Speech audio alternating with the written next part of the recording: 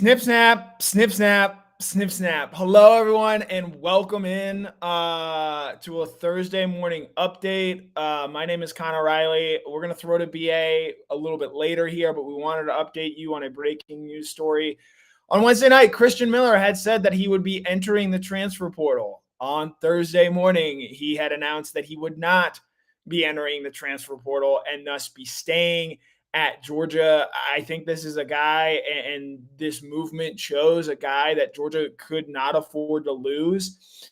Christen Miller, 3 years of eligibility remaining, is expected to play a significant role on Georgia's defense in 2024. He is a guy that is going to be very important on that defensive line.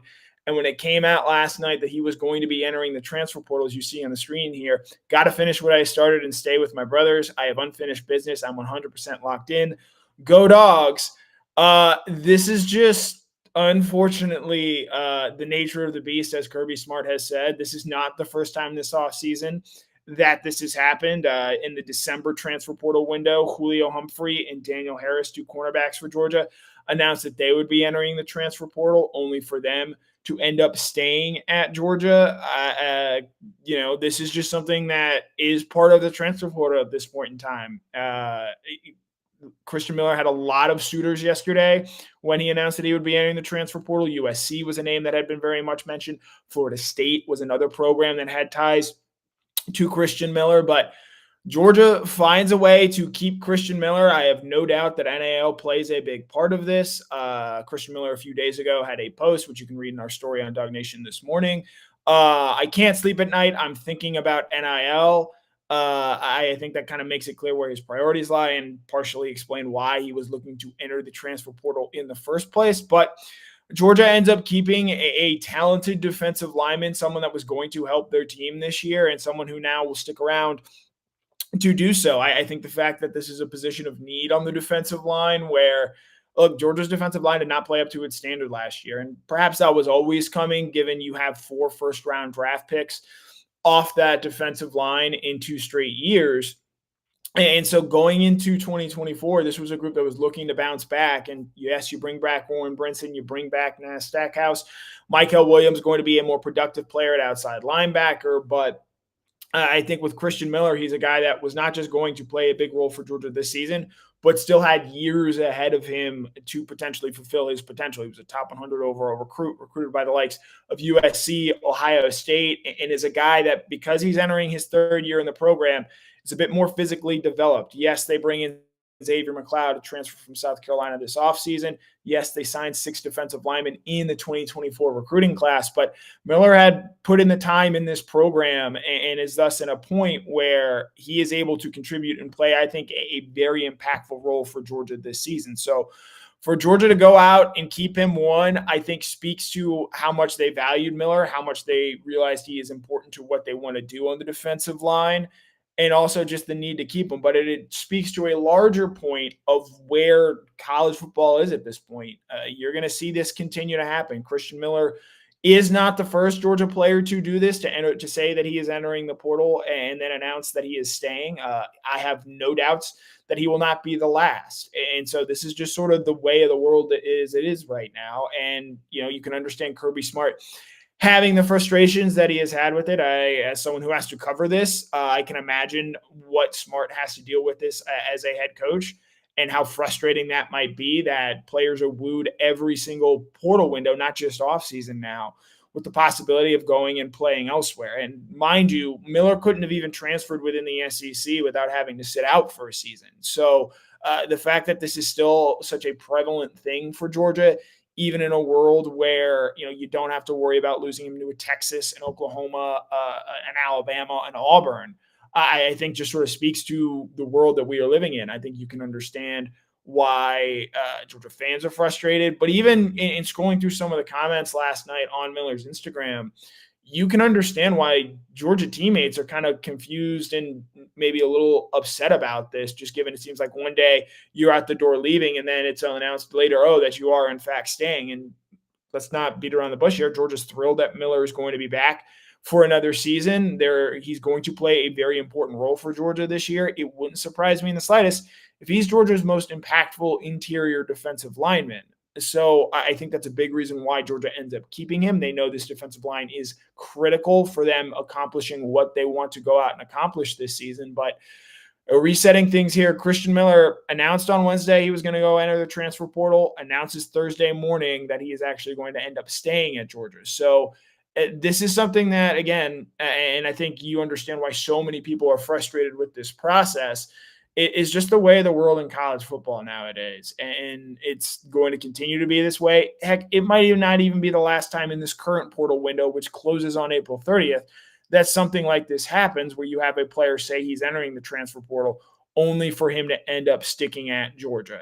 And if this is happening at places like Georgia, it absolutely can happen at places like Alabama, Ohio State. And unfortunately, the only way that this gets solved is by college football, I think, coming together and putting in some actual guidelines. And I'm not saying they make these guys employees, collective bargaining, et cetera there. I do believe that there are other possible solutions to keep players engaged while also somewhat limiting their ability to move on a moment's notice, because you can say, oh, this is free agency. No. Free agency at the NFL level, those guys have contracts that they have to honor and play out. They can't renegotiate and leave at any point in time. NIL is much more free than that. And so I think moving forward, this is going to be something that continues to dominate the conversation. Christen Miller, obviously a big name, impacting one of the bigger programs in college football. But this is going to happen at places like Alabama. You saw James Brockmeyer, a guy that was expected to play real minutes for them this year on that offensive line out of the portal yesterday. It is something that is going to keep happening. And, Georgia ends up benefiting, I guess, this time. They get to keep Christen Miller. They make the effort to do so. But this is something that no doubt frustrates Kirby Smart. You've heard him talk about this. I think this has a negative impact on players as well. The fact that they're hearing this all the time, dealing with it, having to make these decisions. And on the one hand, while yes, you might be frustrated that Miller has made such a public spectacle of this, I think there's an also empathetic route to take here where I have no doubts that other programs are in communication with Miller and his people and saying like, hey, if you come here, you can get a lot of money. And it's hard to tune some of that out. So you can understand the process that these college athletes are being put in and the difficulties that they're having to weigh here. Look, USC's last first-round defensive lineman came in 2015 when Leonard Williams was taken by the New York Giants, or I believe the New York Jets, actually. Georgia had 4 defensive linemen go in the first round of the past 2 NFL drafts. I don't know how you look at what USC has done over the past decade, and certainly what Lincoln Riley has done as a head coach in his time at Oklahoma and USC, and decide how that is a better place for you to develop your talents than a place like Georgia. But there are other factors at risk here, obviously NIL being, I think, one of the biggest ones. And look, USC has a lot to offer from that perspective there. So I think wrapping things up, Christen Miller electing to say, I think this is great for the Georgia defensive line. It gives them another key body. I think Miller can be a very impactful player for Georgia moving forward. I would expect him to do so for Georgia in the 2024 season. Missed part of this spring recovering from meniscus surgery, but he was 100% on G-Day and ended up playing that day.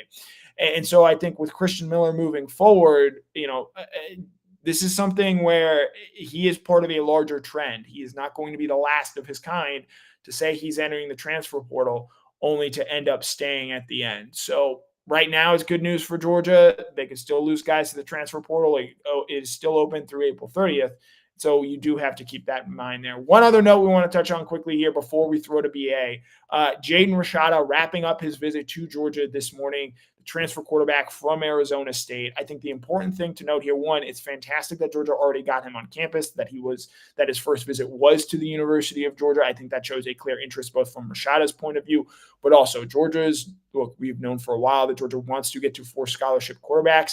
I think Rashada is by far the most talented quarterback to enter the portal this spring and has plenty of upside while also having eligibility remaining. He's got 4 years left, and he's going to be able to come in, compete for a backup job, compete alongside Gunnar Stockton with the well-known possibility that he could possibly replace Carson Beck in 2025. I think the fiasco at Florida with his NIL situation when he was a recruit in the 2023 recruiting process, I think actually helps him make a better fit at Georgia because he knows what to really focus on in development in that regard. And while, yes, I'm sure NIL will be discussed as it is in almost every recruitment nowadays, I think in making this potential move, Rashada understands what he is trying to do and what he is trying to accomplish, and is now playing the long game rather than seeking that instant gratification that comes from NIL money up front. I think the big thing to watch here as this visit wraps up with Rashada is how quickly does he commit or what his next move is. Because if he commits, the sooner this gets done, the better it is for Georgia. The longer this goes, I think the more likely it becomes that he ends up looking somewhere else. Does he end up taking another visit? We know programs like Auburn, North Carolina, Mississippi State are interested in his services. And so the longer that this goes on, I think the worse it potentially gets for Georgia. But the fact that they got him up so quickly, he entered the portal last Thursday, he's completing his visit this Thursday morning, I think speaks to the level of interest that Georgia has in Rashada. I think it speaks to the level of interest Rashada has in Georgia. And you can see on paper why this fit makes sense. Obviously, there are going to be a lot of questions about Gunnar Stockton if he ends up committing. I would encourage you to go back and read Mike Griffith's prior story on this, read what Gunnar had to say. He welcomes this competition. He understands that it's coming. I think if you're Kirby Smart, for a while, you've wanted to get to 4 scholarship quarterbacks. Going back to the Dylan Raiola flip to Nebraska right before signing day, it has sort of led to a weird quarterback path, but Ryan Montgomery is committed for the 2025 class. Jared Curtis is committed for the 2026 class. And if you're able to land Rashada, for the time being, as much as you can have in the sport of college football, where on a moment's notice a player can announce he's leaving and then the next morning announce he's coming back, you do have some stability there at the quarterback position. So Rashada, I think big news to watch. Watch this over the course of the weekend. Obviously, NFL draft coverage will dominate a lot of this. But Rashada, if a decision is made sooner rather than later, I think that is good news for the University of Georgia there. So before I throw to BA, one more thing. Cody Chaffins and I, our producer extraordinaire, he's going to be joining me tomorrow morning, recapping the first night of the NFL draft. We expect Brock Bowers to go in the first round, Amarius Mims as well. Maybe Ladd McConkey sneaks into the first round. We're going to have a ton of stuff to talk about. Hopefully we've gotten most of the, NIL transfer portal stuff taken care of and knocked that out of the way today with this little update here. But join Cody and I tomorrow morning at 10 a.m. on DawgNation. Kaylee Mansell and I have a pre-recorded show airing tonight for DawgNation at Large at 7 o'clock. Make sure to tune into that. We go over a lot of draft content beforehand. And before I sign off, just please, New York Jets, all that I ask is that you not draft Brock Bowers tonight. Please just don't let Brock be a New York Jet. He can go to literally any other team, and I would be so very happy there. So wrapping up this morning's news, Christen Miller not leaving Georgia, staying after flirting with the transfer portal. Jaden Rashada wrapping up his visit. We have the first round of the NFL draft today. And now we throw to Brandon Adams in your previously recorded episode of DawgNation Daily.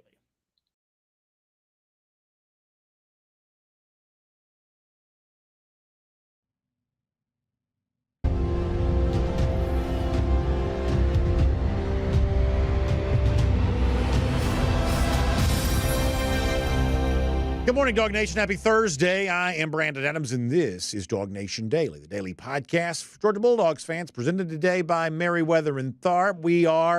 This is our perfect day, Coco K Day on our DawgNation cruise. We're excited about that. And if you've just joined us or been, maybe away some this week, we are pre-recorded this week because we are on our DawgNation cruise on board Allure of the Seas with Royal Caribbean. But we've been having a great week's worth of shows here. Obviously, some of that today as we get ready for the NFL draft, first round tonight. We'll talk about what I think the big storyline is as it relates to the Georgia Bulldogs there on that front. And also today, a story that I'd kind of been wanting to get to. It's that time of year where there's a lot going on. There's portal, there's recruiting, there's all kinds of stuff. Carson Beck gave a really interesting interview to ESPN the other day, and he talked in the interview about his reason for wanting to come back to Georgia. And I think if you're a Georgia fan, you're going to really like this. So I'll give you that, and we'll kind of sort of factor that into the overarching discussion about the motivation for Beck here this season. So all of that is going to be really fun. So what do you say? We get it going here on a Thursday. It is DawgNation Daily, the daily podcast for Georgia Bulldogs fans, presented by Merriweather and Tharp, and it begins right now. Today's episode of DawgNation Daily is brought to you by Merriweather and Tharp, your source for Georgia divorce. Find them online at theatlantadivorceteam.com. Presented by DawgNation.com. This is DawgNation Daily, the daily podcast for Georgia Bulldogs fans. Here's your host, Brandon Adams. I find Carson Beck to be such a fascinating figure for Georgia this upcoming season, just simply because in the Kirby Smart era, and this isn't a good thing or a bad thing. In fact, in many cases for Georgia, it's worked out to be a good thing. But in the Kirby Smart era, we just haven't very frequently seen Georgia be a very heavily quarterback-led team. Georgia's been, fortunate to have good quarterback play. You probably can't be a good team if you don't. But in terms of the quarterback being the unmistakable face of the franchise, to use a phrase we probably use with professional sports more often with college, but that sort of unmistakable face of the program, we're just not really used to seeing that be the quarterback at Georgia very much. That's because Georgia's always had great defense. That's because Georgia in many years has been known as RBU. It's not always been quarterback for whom that's been the case, but it probably is this year. And I think it gives Georgia a chance to achieve an incredible level of success. Obviously, national championship is the goal. And for Carson Beck himself, incredible individual success. We saw Stetson Bennett become a Heisman finalist in 2022, the first time that it happened for Georgia since 1992.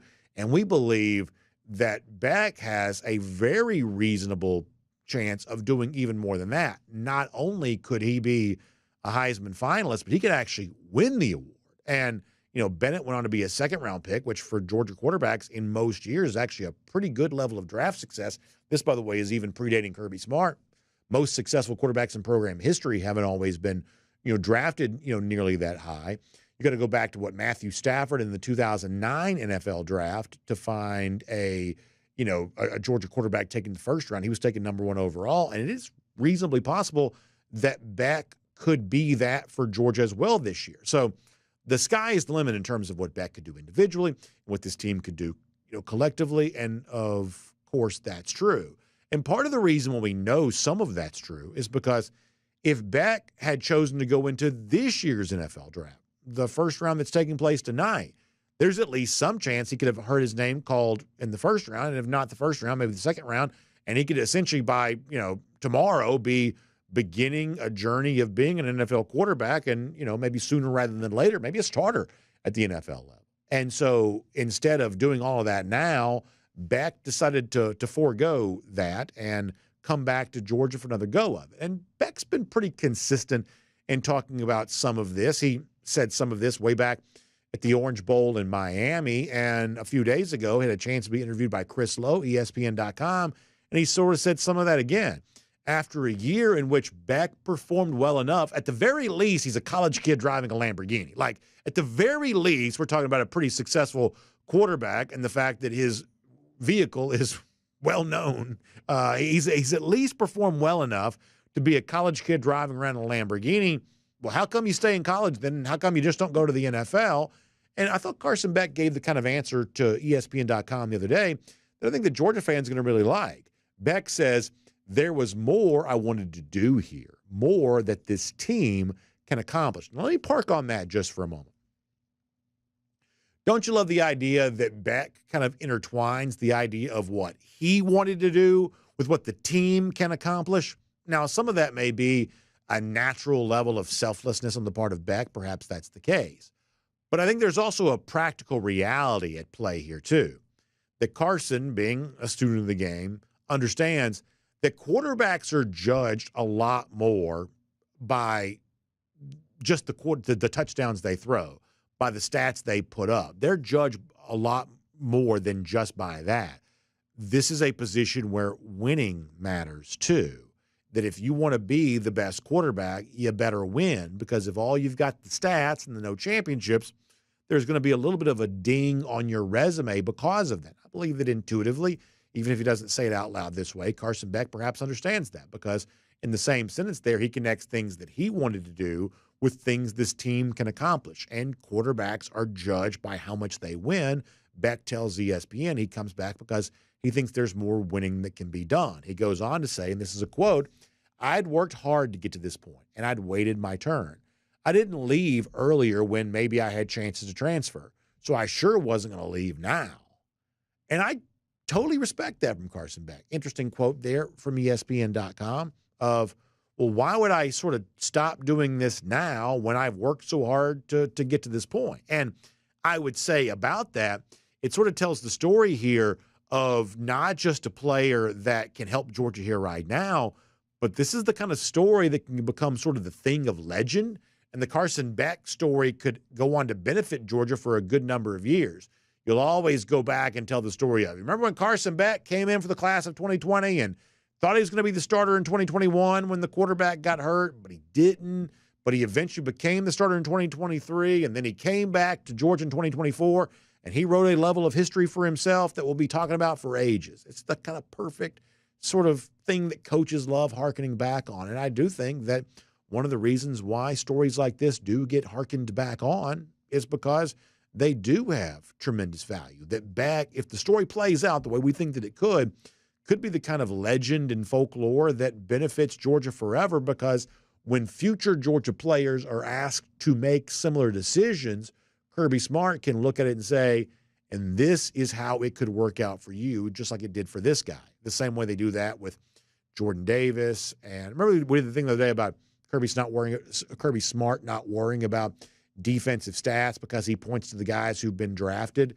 Carson Beck could become the offensive version of that proof of concept that Georgia says it sells so well on defense. But that, frankly, is for the future. How about for the present right now? What is this level of motivation for Beck? The guy who said, boy, I've waited my turn. I've waited for this, and now I'm ready to enjoy all of the spoils of victory that come my way now that I'm the Georgia starting quarterback. I know he was on the Players Lounge the other day, the player podcast. He talked about how much fun he was having. I think that fun is a pretty important word.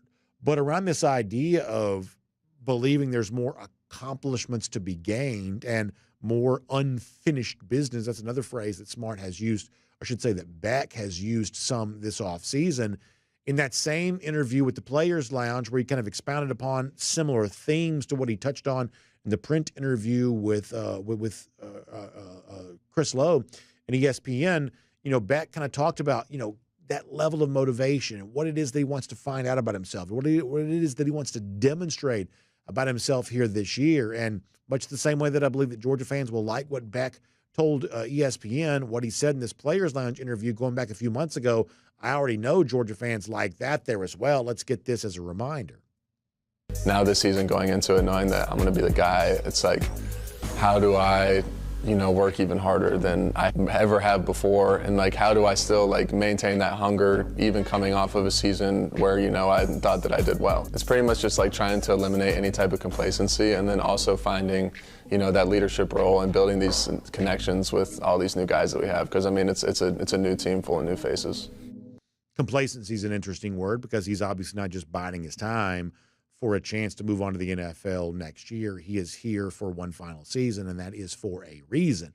I'll also say this, many of you know that we're not cool enough, at least I'm not cool enough to have that music underneath that clip that comes to us, via the Players Lounge there on that. I'm not cool enough to kind of put the beat down underneath the clip. But either way, the point is that I think this year shapes up to be a very fun one for Georgia because we've seen Georgia have success a lot of different kinds of ways. In 2021, it won a national championship with 5 first-round picks on defense. In 2022, it won a national championship with a guy like Stetson Bennett becoming a Heisman finalist and a guy like Brock Bowers making a case for himself to be, one of the greatest players in program history. And now in 2024, Georgia's kind of trying to invent a new archetype of a quarterback who has the potential for even more individual success than Stetson Bennett enjoyed, and who, for now, is really saying all the right things about this. Beck seemingly understands that he's judged by more than just the touchdowns that he throws and the interceptions that he avoids.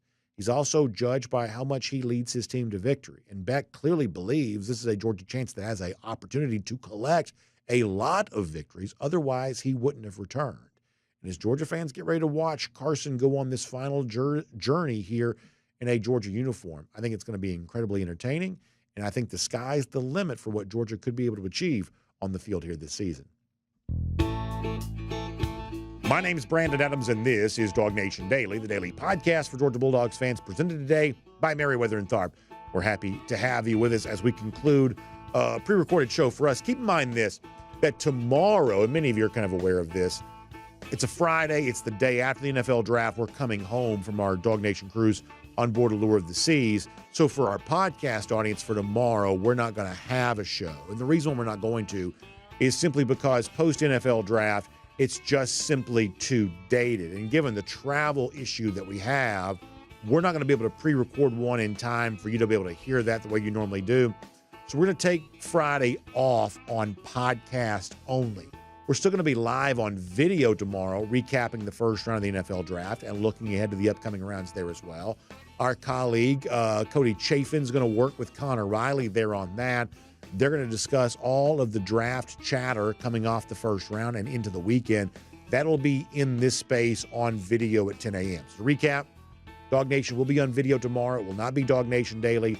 Timing-wise, we're just not going to be able to do that. We want to be in the moment talking draft. So Connor and Cody will do that with you tomorrow. And then, of course, I'll be back on Monday like always, and then we'll kind of get back to our business of doing the podcast like normal there as well. It just seems really weird to put out a podcast that doesn't reflect the news of the day when we know there will be news of the day. So that's the story there on that. So if you want your DawgNation fix and you're normally a podcast listener, you can check us out on video.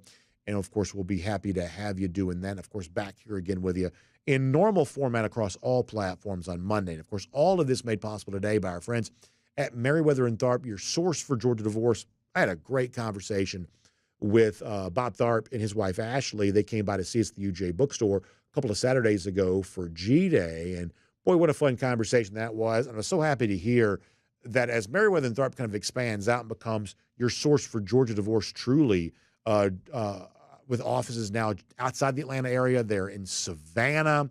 They're in Athens. They're in Carrollton.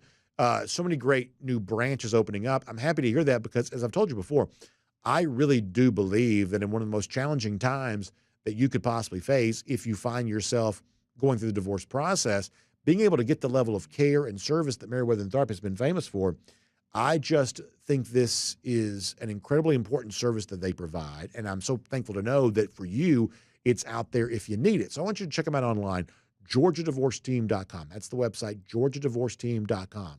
Whether you're in Atlanta or Athens, Savannah, I've heard so many great stories about people who kind of found themselves in a tough spot, not knowing how to navigate the divorce process, being scared and confused about that as you imagine someone would be.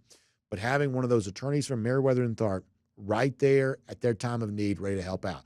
That first initial consultation is free, so therefore there's no reason to hesitate on taking advantage of that today. So once again, online, GeorgiaDivorceTeam.com. Merriweather and Tharp is your source for Georgia divorce. All right, so we're going to talk to Kaylee Manziel again here coming up before we're done. I'll tell you more about that here in a little bit. That's a lot of fun. But prior to that, I want to go around the doghouse.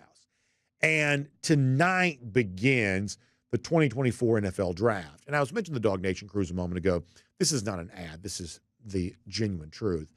I do wish that everybody who's listening or watching right now could experience what we get to experience on that final night of the cruise, because it's become a little bit of a tradition for us, a new recent tradition, to have our big NFL draft party on board our cruise ship with Royal Caribbean on the final night of our DawgNation cruise. And the celebration and the cheering that goes on when these Georgia names get announced, it's just so much fun. It becomes kind of the talk of the cruise ship because everybody sort of sees it and hears it. And, of course, there's this, red and black all over the cruise all week long. And so that's always a lot of fun. And tonight, as I'm pre-recording this prior to it taking place, we expect this to once again be true there as well. We know that Brock Bowers is going to be a first-round pick. He's experienced some of what all the top picks experience. As you get later in the process, there's the poking and the prodding and the, are we sure about this? There's the kind of skepticism that creeps in. It's one of the things we hate about the pre-draft process, not just for Georgia players like Bowers, but for all of these prospects. They're in this conversation because of how good of a football player they are, and yet when you get down to the end, all anybody wants to talk about what's wrong with them or what's in doubt about them, and we don't like that about the pre-draft process. We think that's a little bit annoying, but even with that, Bowers is, of course, going to withstand all of this. And, of course, not only will he be a first-round pick, but he's likely to be a very high first-round pick, and we would say deservingly so. Amarius Mims is another player who that story is seemingly going to be told about there as well. And what a great thing for Georgia this is going to be, because the same way I said earlier that Carson Beck has the potential to become kind of a proof of concept for Georgia of here's a guy that showed some patience, that realized the grass wasn't greener, and became financially rewarded for his decision. Well, gosh, that's also true for Amarius Mims there, too. This was one of the more high-profile transfer visits that's ever happened in this portal age in college football. Remember the big glitz and glamour of him going to visit Florida State? And ultimately, Mims decided to stay at Georgia, and that decision to stay going to result in him having his name called as a first-round pick, we believe anyway. And how thrilling is that for a guy like that, who obviously we think has an incredibly bright NFL future? But the real question kind of becomes, can Georgia get that third name called? Can it get that third first-round pick? At one point in time, it seems like Kamari Laster was likely to be that third first-rounder, and by now, some of the Laster in the first-round stuff seems like it's kind of dematerialized just a little bit. But lo and behold, how about the story for Ladd McConkey, who all of a sudden it's him that's kind of ascended? And in a lot of these mock drafts kind of prior to us recording this show today, I continue to see McConkey having his name mentioned right there in the first round. And I think that's great for Ladd because, I mean, this is one of the great stories of overcoming all the odds you'll ever see. And it seems like Georgia's had more than its fair share of those stories over the course of the last few years. But also it's a stern rebuke to anyone who says, oh, Georgia's not a place you want to go if you're a wide receiver. Well, why would you not? When a guy like McConkey has the recruiting profile that he had to exit with the draft profile that he currently has, why wouldn't you want to be a receiver coming to a place like Georgia? So I think it makes tonight really fun. Obviously, tomorrow live on video, we'll be recapping a lot of this with you. We'll be celebrating tonight with folks on board Allure of the Seas with us. Georgia hoping to get at least 3 first-rounders. We believe they probably will, and we believe another. In a successful chapter of NFL draft history written for these Georgia Bulldogs. Fun to watch this over the course of the next couple of nights, and that is around the Doghouse. Here today on DawgNation Daily, presented by Merriweather and Tharp. So also fun for us coming up before we're done, a chance to go cruise around the SEC with our good friend Kaylee Manziel. We're kind of combining that with Kaylee's Corner, which we so frequently do when these kind of less than normal shows. Kaylee helps us bring a little extra energy to the proceedings.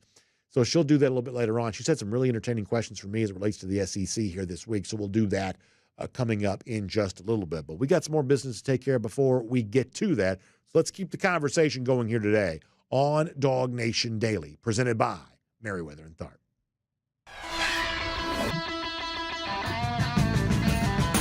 From Athens and across the SEC or wherever the recruiting trail may lead, here's a DawgNation.com insider. You know, sometimes we brand this segment as On the Road with Jeff Sentell. Well, today, Jeff literally on the road, on assignment, as we like to say in the industry here, and kind enough to join us on a shockingly different day, a remarkable breach of protocol here.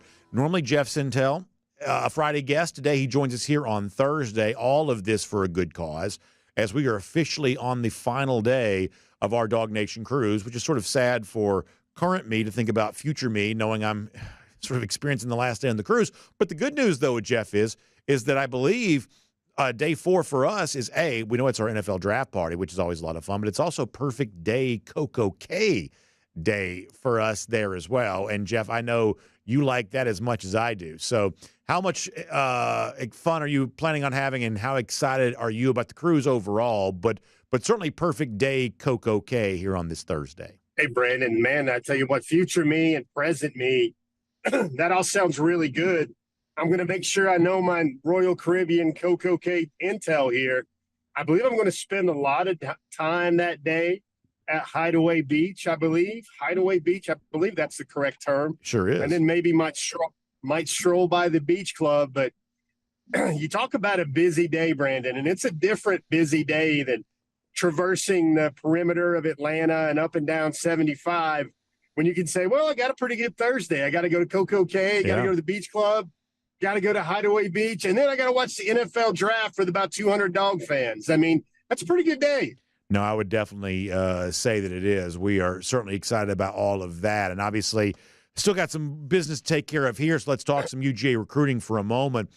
And, you know, we've had a busy time as of late. Ryan Montgomery's committed. Mason Short committed not all that long ago.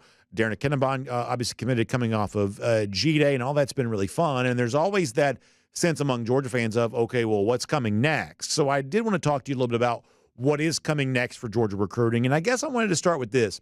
You know, in the case of Short, it was actually, I'm just sort of ready to make this announcement, so therefore I'm going to accelerate my timeline and go ahead and do it. And then Ryan Montgomery sort of did the same thing. And in some respects, even a guy like Matt Zollers, who ultimately did not choose Georgia, it sort of felt like he had a similar process here of, well, why do I, wait for months when I can just go ahead and do this now?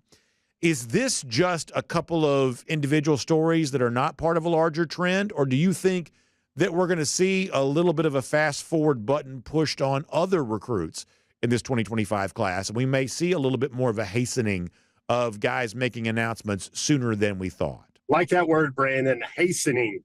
I think we're just going to call it the dispense with the pleasantries thread, or this trend right now with a lot of these young men.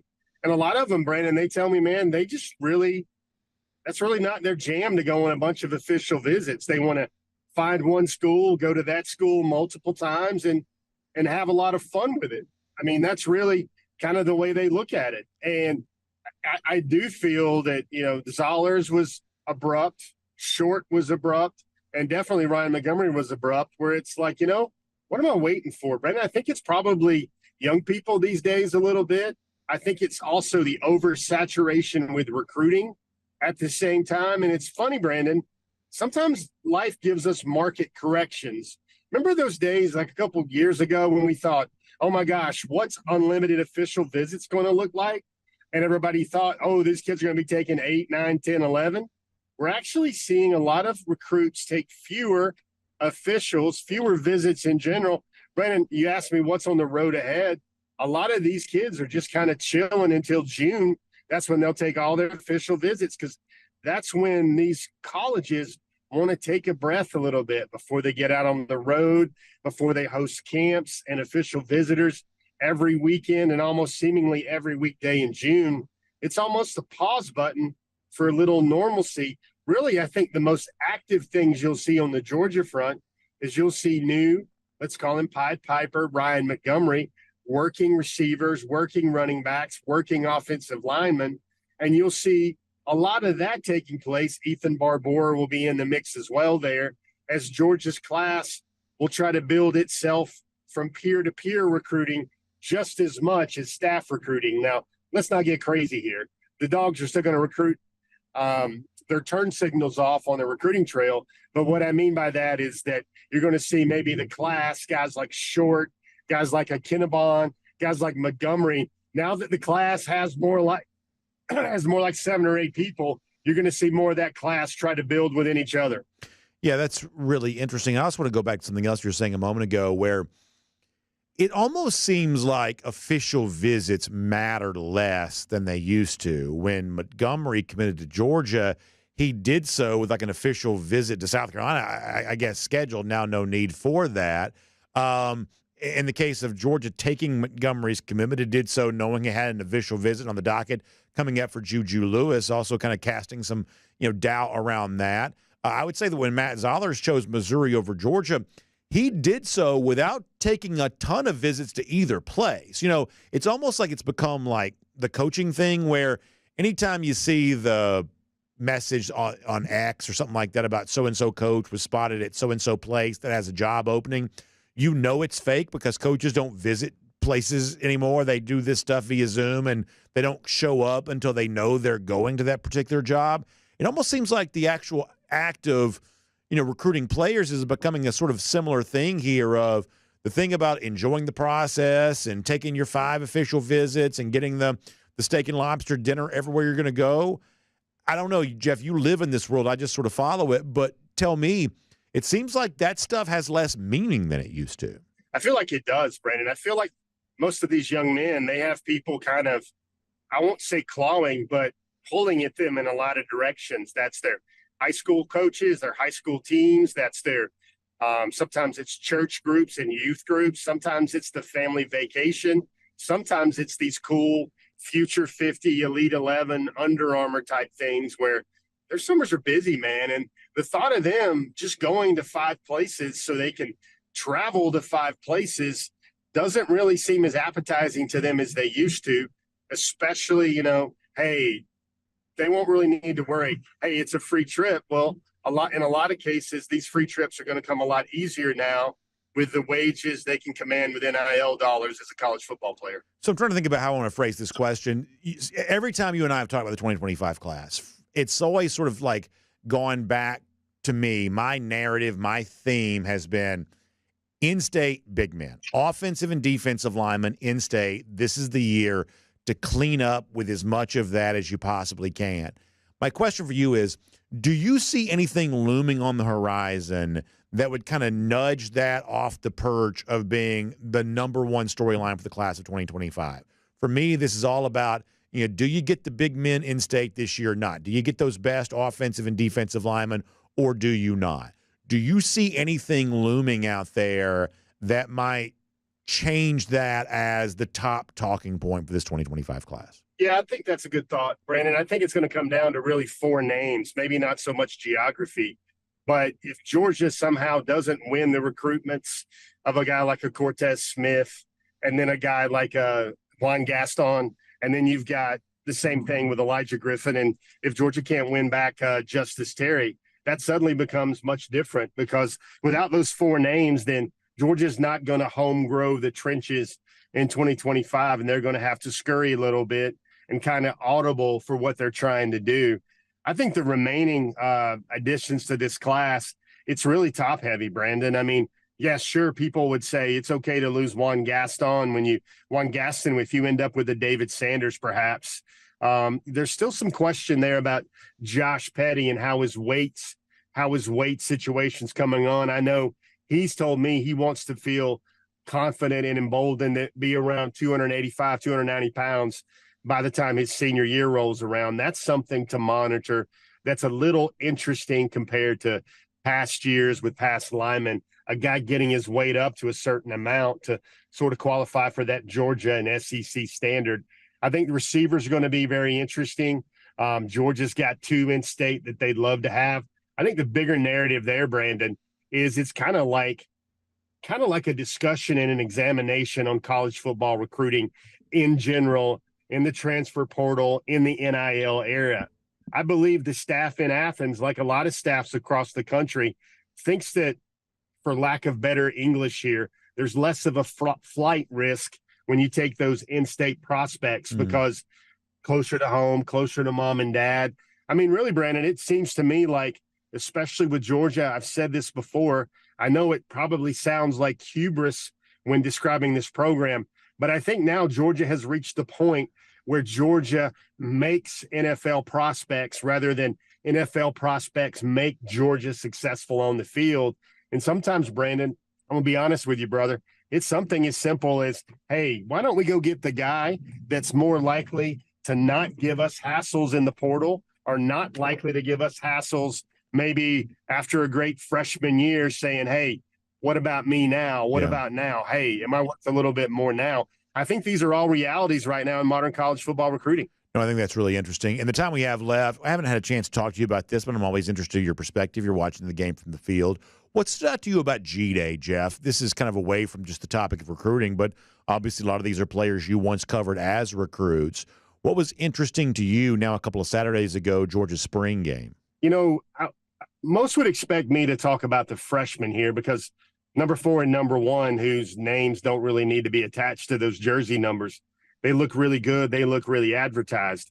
But for me, it was the guys that need to hit for Georgia in 2024 really look like they're hitting. And I'm talking about C.J. Allen. Gosh, Brandon, he looks so good, and not just that diving interception. You look at a player like I think Dominic Lovett was a guy that I almost feel like you could look at his season last year and say Georgia didn't really use him as much as they needed to, or as much as they probably should have. And then another guy that really jumped out to me, Brandon, I hope it jumped out to everybody, was Michael Williams, man. Michael is a guy, if you put him, this was a guy that if this was normal football rules applying, he might have had 5 pressures. He might have had 2.5 sacks. He would have wreaked a lot of havoc for the Dogs. And this is a money year for him. Everybody knows that. And he looks like he's really ready for the challenge with every bit of that. A lot of those veterans, I thought, that needed to, step into that all-SEC, all-American caliber territory, I thought Georgia got that from a lot of spots on G-Day. Are you also of the mindset that, the kind of general consensus is defense sort of answered back after a lot of whispers and rumors that it had been a better spring for the Georgia offense, and maybe on that particular Saturday, it was a time for the defense to show that it's still very, very formidable, and perhaps leaving some Georgia fans feeling like it could be a little bit of a return to form for kind of like national championship level defenses that Georgia had certainly in 2021 and also in 2022 as well. Do you kind of think that was a little bit of a reversal of course for what had been the prevailing narrative prior to that? Yeah, Brandon, I'm going to be honest with you. I know you love a good conspiracy theory on your program as much as the next podcast and show host. But to me, it looked like, and everybody knows spring games are vanilla, but it really looked like Kirby Smart put that offense into situations where the defense was going to have the upper hand. I'm going to be plain and simple with it, Brandon. I was talking to Connor Riley about this yesterday after Montgomery committed, or the other day after Montgomery committed. And if you take away Michael, Nazir Stackhouse, and Warren Brinson, Georgia's entire defensive front is almost exclusively guys that are either freshmen, sophomores, or redshirt freshmen. And this is classic struggle, Brandon, of the 22-year-old athlete going against the 17, 18, 19-year-old athlete. We know who should win that based on strength, based on principles of bigger, faster, and stronger. Conversely, you look at the offensive line, Brandon, they didn't run the ball a whole lot, and that's really something that those offensive linemen, it sure looked to me like they were chomping at the bit to get a chance to do, and they know spring games aren't really about that. And then the age factor is always there, Brandon. You got Xavier Truss, class of 2019, Tate Rutledge, class of 2020, Jared Wilson, another guy that's been in Athens 3 or 4 years. You keep going down the line.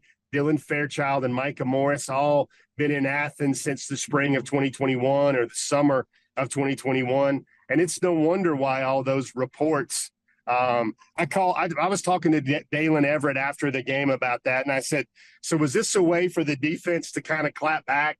And he was like, yeah, sort of. But, we got players too, and our jobs are to make each other better. And that's what we're out there to do. So I'm going to buy some stock into the conspiracy theory that some calls, some schemes, some situations in that totally scripted G-Day experience were kind of slanted to maybe handicap the offense with Carson Beck and all those veterans on the other side. Well, that is certainly an interesting thought to consider, Jeff. We appreciate your insight into all things related to G-Day and the stuff related to Georgia recruiting, too. And I know how much, Jeff, people look forward to having you on board the DawgNation cruise. I think you're like me, that it's just a great experience to kind of get to know some folks in our audience a little bit better than the regular course of events here while we're in the state of Georgia allows us to do. It's a fun time with a lot of great people, and it's a great experience. I feel very blessed to be a part of it. And, Jeff, I'm happy to share it with you. So looking forward to being on board Allure of the Seas with you in this DawgNation cruise that, as people are hearing this, actually kind of in a lot of ways concludes for us here today. But what a fun time, and I'm glad we get the chance to share it together. Hey, Brandon, that was perfectly stated. Blessed is a great way to look at it, that we can call this a work week surrounded by so many members of our audience. And if you haven't done it, if you want to do it, if you're thinking about it, get off that fence and join us next year or the year after, because we promise you it'll be a lot of fun. Jeff, great stuff. Thanks so much. We will look forward to talking to you soon here on, normally it's a Friday for you, but today it's on DawgNation Daily presented by Merriweather and Tharp. So glad to have you here with us, Ford, and we'll look forward to catching up with you soon. Anytime, brother. We're here for them every day of the week. Yes, sir. Let's take a look around the rest of the league. This is SEC Through. Well, I tell you what, Jeff Sentell really delivers even on a day that's kind of atypical for him to be on the show. Fun stuff there.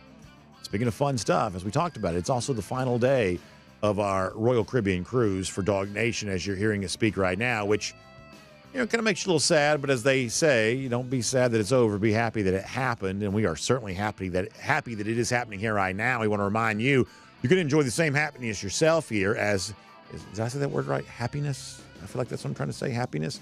Anyway, as you go cruising around with Royal Caribbean, as we're cruising around the SEC, courtesy of Royal Caribbean right now. In fact, today for us is that perfect day, Coco K Day. We're happy to take all of the folks on our DawgNation cruise there for that. And as Jeff mentioned, one of the things that we're excited about, not just the stuff that we've talked to you about before, the thrill side and the chill side, but also the debut of Hideaway Beach. And for a lot of our folks, they'll get a chance to see that. I had a chance to experience Hideaway Beach back in January, and I thought, man, this is just sort of made for our DawgNation, cruise experience. And, people who want to enjoy that full opportunity there. They got the cabanas. They've got the swim-up bar, and a lot of folks also love the water slides and the Oasis Lagoon pool and just everything that I've taken a lot of people to Perfect Day CocoCay. I've told a lot of people about Perfect Day CocoCay, and I've never had anyone have any reaction other than, man, this is an amazing experience. I'd love to come back here as much as I possibly could. And if you're watching a video, you see the images there of Hideaway Beach, this sort of adults-only enclave. It's kind of like a Vegas pool party. You got the DJ in the pool. You get the swim-up bar. You've got the wonderful sort of infinity edge pool that kind of look out over the ocean. I mean, it's everything you want it to be. And a lot of our folks are getting a chance to experience that today. So if you want your own experience, make sure you check out Jessica Slater. She's a wonderful travel agent, specially selected for us by Royal Caribbean to sort of book all of our Royal Caribbean cruise vacation needs. And so you can reach out to her. You can email her, jslater@dreamvacations.com. That's jslater@dreamvacations.com. And she'll tell you about all the really fun things going on for Royal Caribbean here in 2024. Now, speaking of fun things, for our cruise around the SEC, courtesy of Royal Caribbean this week, we've been doing something really cool, kind of combining a segment we sometimes do on the show with a segment we do every day on the show. Cruising around the SEC, courtesy of Royal Caribbean, combined with Kaylee's Corners. We welcome in Kaylee Mansell. Now, as we do this, don't forget tonight we have an edition of DawgNation at Large once again. Kaylee Mansell, Connor Riley. I understand they're going to be having the DawgNation draft taking place. That's going to be a lot of fun, and already a lot of bells and whistles from that, from a production standpoint, which is going to be really, really cool. But Kaylee, sure enough, you've done great with the Kaylee's Corner on the SEC through here this week as we're cruising around the SEC with Royal Caribbean. So I appreciate you making this such a fun part of our week here, and I will give you control over the show once again to sort of take the conversation where you want to go, ask me questions, and we'll just sort of see how it plays out. All right, it's the last day that I'm here, at least for now. So we got to go out with a bang. So Please. This is going to be the SEC Playoff Prediction Edition. Okay. If you could say that 5 times fast, I won't make you answer anything because I know that would be tough. So first we have to lay the foundation, right? How many SEC teams make the 12-team playoff, Brandon? I think there'll be at least 3. I don't know that I have all 12 of my teams figured out yet. Obviously, that comes later in the summer. There will be at least 3, possibly 4, but I'm going to go 3 for now. All right, so who's going to be your dark horse pick for an SEC team that makes it into the 12 team? It's a team we talked about a little bit yesterday from a standpoint of if it doesn't go well, then, hey, maybe there's trouble brewing. But, this time a year ago, I was really talking up LSU. I thought that Garrett Nussmeier, the backup quarterback, had a chance to overtake Jaden Daniels. And that prediction turned out to be laughably wrong because Daniels became the best player in the sport a year ago. But if I liked Nussmeier a year ago, there's no reason why I shouldn't like him right now. He's even more experienced having been around the program, and I think he could be set up for a really, successful year. I also think that LSU's got a fairly favorable schedule, and LSU's made some big-time hires on defense. They stole Blake Baker, the defensive coordinator, away from Missouri. They stole Bo Davis, the defensive line coach, away from Texas. They're bringing back Corey Raymond. They were not good defensively last season, but the coaching hires would suggest they want to get better. So from a dark horse standpoint, I think the most interesting team to talk about from a playoff standpoint that no one's really discussing is probably LSU. I think one argument that has continued to be had throughout DawgNation is this idea of conference supremacy when it comes to postseason. Do you root for people inside of your conference, or do you have no loyalty to them? So my question to you is, say it gets down to the national championship, would you rather Georgia play another SEC team or a big opponent like, say, an Ohio State or USC? Well, I'll say this about conference pride. I used to have a lot of conference pride. I used to kind of believe in that, especially the time in which the SEC geographically sort of meant something when it was Southeast teams. I felt a certain kind of like kinship to the sort of border states that kind of made up the league with my favorite team, Georgia. I really don't feel that way as much anymore. These are teams that have a common financial interest now more so than anything else. And I know that Greg Sankey loves the idea that this league is made up of teams that are of, as he loves to say, contiguous states that touch each other. But that doesn't mean a ton to me. So the whole idea of like conference pride is sort of out the window for me. But individual matchups do still matter. So to your question of, well, who would you rather see Georgia play in a playoff game or a national championship? It's the teams that Georgia's starting to build a little bit of history with would make for the most interesting game. the most interesting game of all for this upcoming season would probably be Georgia and Ohio State. So, if you want to root for the biggest possible game, the most interesting possible outcome, eventually getting to Georgia and the Buckeyes, especially given the fact that the Buckeyes are going to be the most talked about team here this offseason, that's probably the most interesting outcome. But somehow, Georgia versus an SEC team like Alabama, there would still be some interest in that too. And I don't think Alabama probably makes it that far, but there would still be some interest in that just because while Georgia and Alabama don't have a long-standing history as rivals, certainly in the Kirby Smart, Nick Saban era, that kind of came true. And to see those two teams playing again in the postseason after we've seen that so much over the course of these last few years, there would still be some sort of common feeling to that of, this is sort of a familiar opponent. So that maybe be a little bit of energy around that. All right, last one. I'm going to put you on the spot here. It may be a repeat of what you just said, but any chance that I get to apologize on behalf of myself to the way I absolutely roasted you all last season for saying that Texas was going to make the playoff, and then they did. I will never let myself live that down because there was no one who made more fun of me than you. Obviously, I see that you do have some good prediction skills. So this is your way too early prediction for national championship teams, score, winner. Oh, wow. Well, I'll take Georgia as the winner. And if it's Ohio State that they're playing, my assumption is that's probably a pretty close game again. I'll take it somewhere in the neighborhood of, let's call it 31-27. Georgia beating Ohio State for the national championship. Buckeyes not good enough to beat Georgia, but as we saw in 2022, good enough to keep it close. And listen, I'm sure we'll do plenty more on this as we kind of move towards the summer. But knee-jerk reaction to this right now, it sort of feels like we're getting towards Georgia and Ohio State. I would say the Buckeyes are certainly, good enough to make that a close football game. They've proven that in the past. Big question for them, though, is at quarterback. I don't know that their spring game a couple of weeks ago did much to make you feel confident they truly have the kind of signal caller that now Chip Kelly's offensive coordinator, Ryan Day, need there. But this is still a very talented team, and I would say the most likely opponent for Georgia in a national championship game. Yeah, I don't think I would mind seeing a Georgia-Ohio State rematch, especially because on the last play of the game 2 years ago, I was so nervous I couldn't even watch it. I had my eyes covered. I was like, I'm just going to let everybody around me tell me or let me know what just happened. And when I heard everybody shout, I knew that Georgia had won. But I think I'd actually like to see a win in person. There are a small handful of games that have brought out an extra level of emotional energy for me. Not all of them wins. Like the 2018 SEC championship game was a very emotional game for me, and obviously it was a disappointing one. They lost to Alabama here, this past December, kind of a similar type of thing because you just want to see that winning streak keep going for as long as it could. But a couple of the wins for me that just sort of stood out more than anything else. One of those is Ohio State. I don't like Ohio State. I don't like Ryan Day. I don't pretend otherwise. I'm not gonna. You don't say. I'm not gonna lie and try to be something I'm not here. So the idea that the Buckeyes came down here to our state to play that game, I just felt like that was a game that Georgia had to win. And for a good while, it seemed like Georgia might not. And the thrilling comeback. I mean, it's a magical moment because of the way the clock struck midnight right as the field goal missed. We all remember that. But there are a small handful of games in a period of time for Georgia football that have been so many incredible victories. There are a small handful of them that have just sort of felt different. And for me, Kaylee, that game against Ohio State was certainly one of them.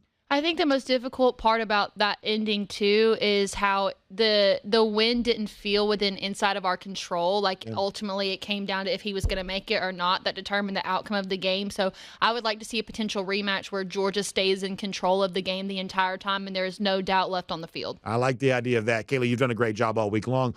We'll see you tonight for DawgNation at Large, and thanks for being here today as a part of Cruising Around the SEC, courtesy of Royal Caribbean. Good stuff there from Kaylee. We got the Caitlin Clark little heart thing there from her at the end. I'll try not to be as creepy as, what's his name, Greg Doyle. I'll try not to be as creepy as that dude was the other day with the heart gesture there. But good stuff nonetheless. And speaking of good stuff, I know Kaylee also loves the Finnish long drink, and I love it too. And so why not? Let's all just love it together here. So go to thelongdrink.com. You can find out where you can pick some up. And I tell you, the one thing I always hear folks say is, the thing they're really looking for is that peach-flavored version of the Finnish long drink. That's the limited flavor for a limited time.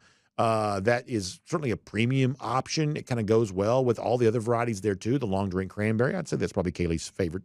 She's told me that a few times. I like the the traditional in the blue can, the grapefruit flavor, the gin kick. But listen, there's a finished long drink out there for you. You want the long drink zero, no carbs, no sugar. That's probably a good choice for me on the other side of this Royal Caribbean cruise vacation. Probably need as much no carb, no sugar stuff as I can get into my diet after all of that. But the long drink strong, 8.5% alcohol by volume, just a really fun category of beverage. It's a ready-to-drink cocktail. In other words, it's a mixed drink. You don't have to mix yourself. It started off in Helsinki back when the Summer Games were there in like the 1950s, and it's been in America now going on, 5-6 years. Been in Georgia now for as long as we've been talking about it. And so many of you have found it and really discovered what we believe, which is of all the ready-to-drink cocktails that you can find, this is really the dominant option in that category from a flavor standpoint. It tastes better than all the other choices. So make sure you pick some up today, and you can find out where you can do so online, thelongdrink.com. So as we wrap up here, let me just say this here real quick. This kind of concludes for us our pre-recorded shows during our DawgNation cruise. Tomorrow, live at 10 a.m., Connor Riley, Cody Chafin's breaking down the NFL draft. I'll see you back here for DawgNation Daily, presented by Merriweather and Tharp, again on Monday. And, the one thing I always like to say in moments like this is how appreciative I am for the opportunity to get a chance to speak to you on a daily basis like this. And to have a show that's more than just a show that kind of hopefully fosters community. And certainly when you're able to take hundreds of folks on board a DawgNation cruise, you get a sense that, you know what? We're doing more here than just talking college football. We're also making friendships and getting to know each other. And I take that really serious. I'm very, very appreciative of that. And for those of you not lucky enough to be on the cruise with us, the fact that you would still show up and be a part of our show here each and every day, that means something to me there as well. So sincerely, deeply, I say thank you, whether you're on the cruise or not. Of course, I look forward to being back with you again. As I get ready to wrap up, let me remind you, Gator Hater Updater, 1,265 days. That's how long it's been since Florida's beaten Georgia. We love reveling in that because we believe a good Georgia fan is a Gator hater first and foremost. And our buddy Eddie, he thinks that as well. So y'all have a great day. We'll see you back here for us on Monday for DawgNation Daily. Tomorrow live on video for some draft coverage. And we'll talk to you soon here. DawgNation Daily, presented by Merriweather and Tharp. And on video, time now for the R.S. Andrews Cool Down. R.S. Andrews, the one you turn to for your air conditioning, heating, plumbing, and electric needs. They show up on time. They do the work that's promised, the price that's promised, and we certainly appreciate that. And let me also speak to all of you, because those of you who join us live regularly are sort of a different type of dedication to our program, and I certainly appreciate that. And to the folks who watch us on video who don't get a chance to interact live, but you're there each and every day.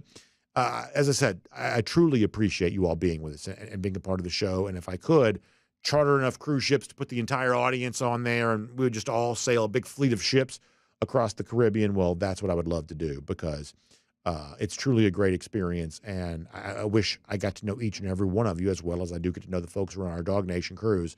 But incredibly thankful that you show up and you be a part of our show here on a regular basis. I truly appreciate that. I also think the upcoming summer is going to be really fun. A lot of recruiting stuff to talk about. An incredible season, as Kaylee was kind of foreshadowing with us there.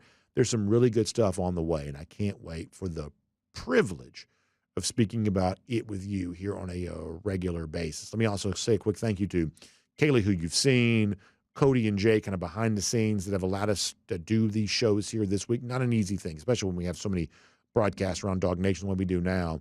Navigating the schedule on this, not always super easy to do, but they've done a great job with it. So I certainly appreciate that. And to, John and Connor and Mike and Jeff, who sort of shift around their schedules to make some extra time for us. Once again, just incredibly appreciative of that too. So thanks for allowing us to enjoy this DawgNation cruise. I'll look forward to seeing you on Monday, but check out the video tomorrow. Really good stuff on the NFL draft. I know Cody and Connor are going to take good care of you all. So we will talk to you back here very soon on DawgNation Daily, presented by Merriweather and Tharp. Also, let me say one more time to our friends at R.S. Andrews, find them online, rsandrews.com. The RS stands for Rapid Service. So you find yourself in an emergency situation, your water heater goes out. In many cases, R.S. Andrews can replace that water heater for you the same day that it goes out. That's why they bring that rapid service to you, rsandrews.com. Have a great day, everybody. We'll talk to you soon.